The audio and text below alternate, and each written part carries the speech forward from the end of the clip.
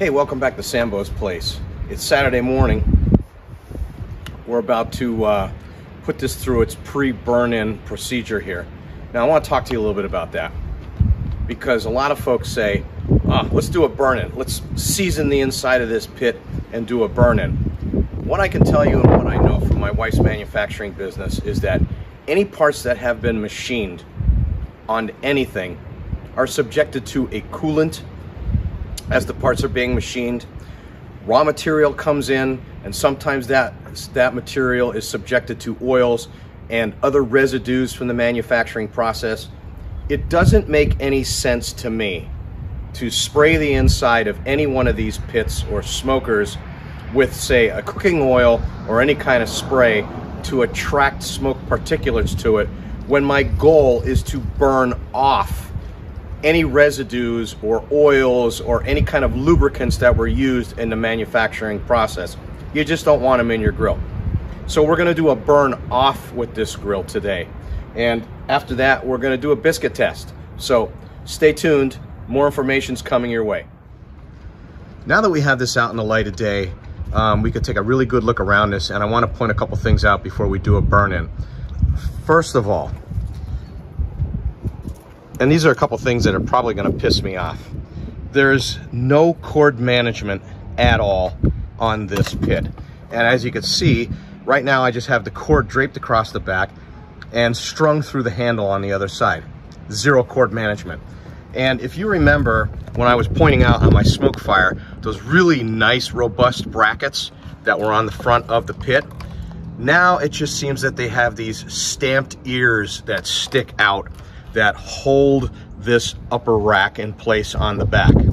So what I'm thinking of doing is, because there's only 3 places to hang your tools right here, is what I'm thinking of doing is adding the front table to this and then drilling the front lip of the table so that I can add S-hooks for my tools to the front of this pit, because the tool management, that's gonna upset me. Now, the table underneath, okay, which holds this rack together, that I severely missed from my pit boss to my smoke fire, and that is gonna come in handy for sure. And you could think of all the things that you could store underneath that when this is covered to keep dry. But just a couple things. One other thing I want to point out to you while I have you here is the first thing I do when I get to these pellet smokers is I remove that grate, that safety grate, you know, so people don't put their hands in there and get them mangled in the auger. I remove the safety grate, and to do that, you're going to need to remove these two screws right here. These are not Allen key screws. These are 20T Torx, okay? So you're gonna need a 20 Torx bit to remove these 2 screws to lift the grate out. And again, now we see down inside there, that is definitely a cotter pin holding that auger shaft onto the auger motor. I really hope we don't ever have to deal with that. One last thing I want to tell you in passing was I got an email from Jesse C, and he just wanted to basically say, hey, I see that your grill was shipped. We picked up the other one. And he's even being nice enough to keep the case ticket open in case I have some issues with this grill. So I'm gonna have to get on it right now. We're gonna go through the instructions, and we're gonna do the burn off procedure appropriately.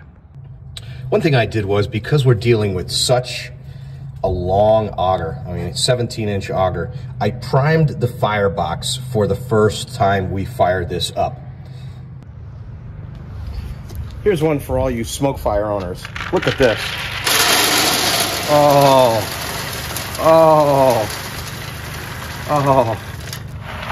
What a joy it was to fill that hopper. I mean, not one pellet. Not one pellet went awry.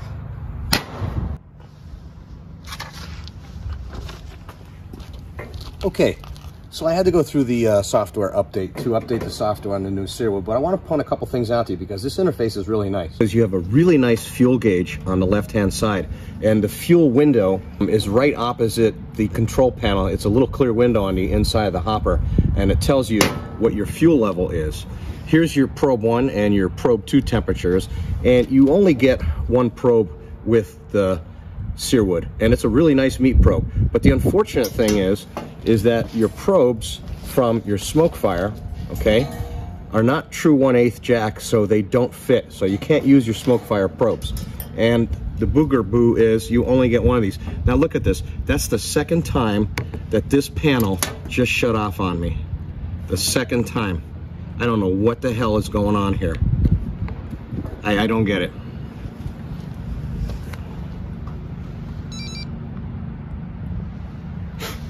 Well, you just saw it live time.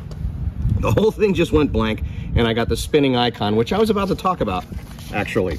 Over here on the right-hand side, let's see if we can get this thing to shut down again. I guess I'll be talking to Jesse C tomorrow.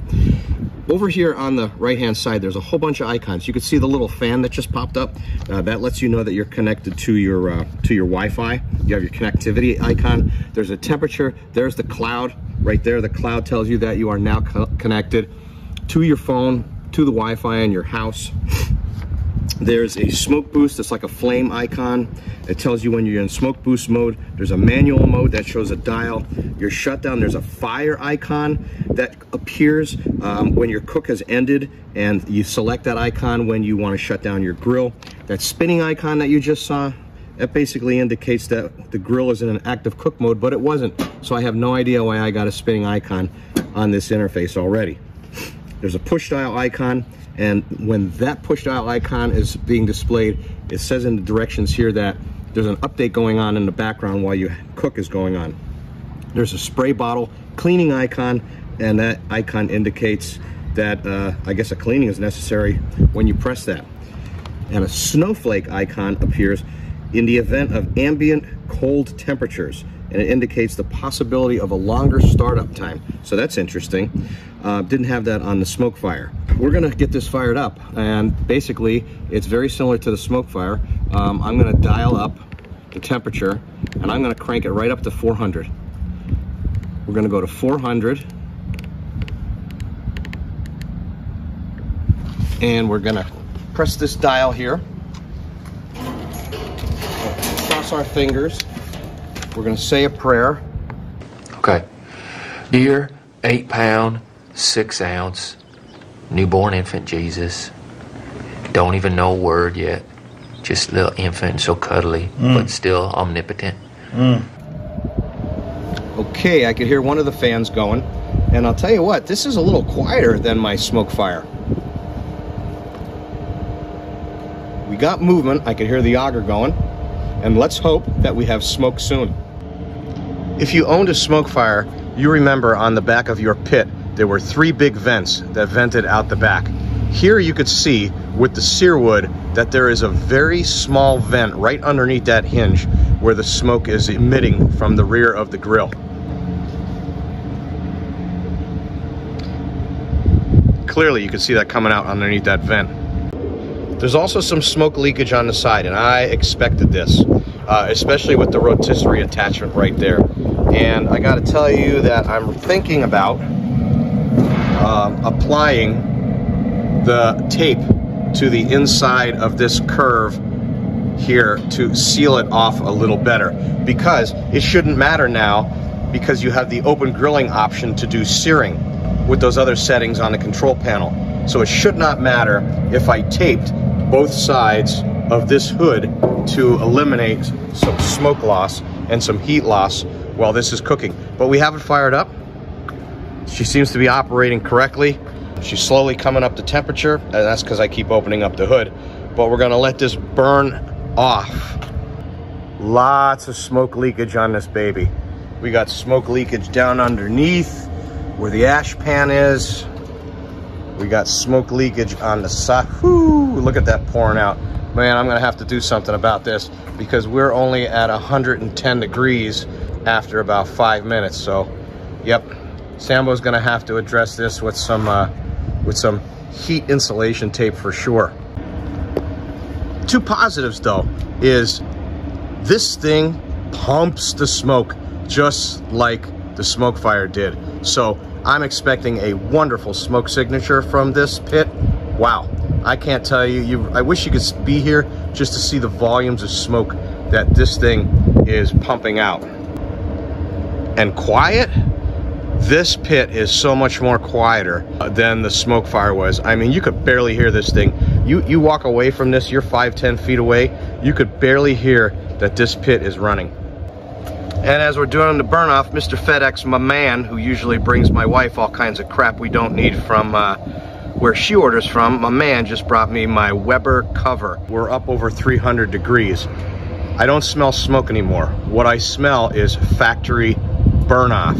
So I don't see any reason why you would want to seal this with oil and burn that off too, and trap anything that might prohibit you from burning off the manufacturing residue that would occur in the manufacturing process. So we went through the initial burn off mode on this, and then I dropped it down to smoke boost, and I let it run for about 40 minutes on smoke boost to build up a little bit of smoke seasoning in the grill. Once we got all the residue burned off, now we're going into shutdown mode, and you can see there's a timer indicated on the panel how much longer is left on our shutdown mode. That's nice to know. Didn't have that on the smoke fire. That's a nice convenience. So we're gonna shut this down.